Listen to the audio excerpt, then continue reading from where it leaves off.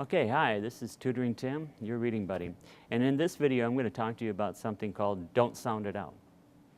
And when you're sitting down with your child and they come across a word they don't know, what we normally do is say, sound it out. I'm going to give you a trick today that says you don't have to do that anymore.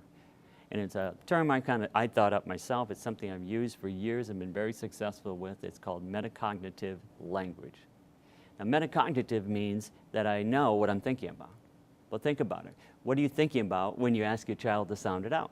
You're asking your child to see the sounds, pronounce words. That's what you want him or her to do. So that's what you're thinking. So I started thinking about years ago that if we're actually thinking that, why don't we just actually tell the child what we're thinking? That's what we want them to do, rather than just say, sound it out. Sound it out doesn't seem to make a lot of sense to me. So here's what I teach the children, our students at Northern State University to do. Here's something you can do at home. Never say sound it out anymore. So as you have your child sit down beside you and they're reading the book, and let's say they come across a word, and you're going to use normal, real literature like this. Let's say something like this nature. Well, in these books like this, they're not what we have. You do not have controlled vocabulary. In other words, the author decides to use any word that they want. It's about selling books, making the story exciting. So let's say that we have your child come across a word and they don't know it in print. I'll guarantee you that most likely they've heard the word verbally before. So they have a very large verbal oral vocabulary, but they maybe haven't seen it in print. So let's take the word inspiring. Here's the sentence. What an inspiring title. Mercy, did you hear? Okay, so let's say that your child's reading along and you want to focus on comprehension. You want to talk about how to comprehend this text, and they come across the word inspiring. And here's what they do. What in, and they get to inspiring. They try to sound it out by saying in, and you say sound it out. No, you don't say that anymore. Here's what I want you to do. With a whispering voice, I want you to say the sounds for your child. Your child will follow along with you. Here's an example. So immediately you hear your child struggling with that word inspiring. Instead of saying sounding out, instead of doing anything, keep your eyes focused, let the child's eyes focus on inspiring.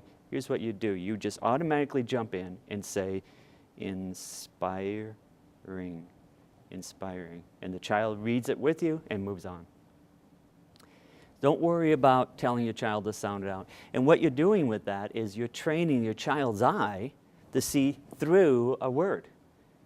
Rather than getting stuck, stopping, and losing track of what the book is actually saying and what the author's saying with the words, this way you can keep right on reading and you can then stop and say, let's talk about what's going on with mercy, rather than that particular word.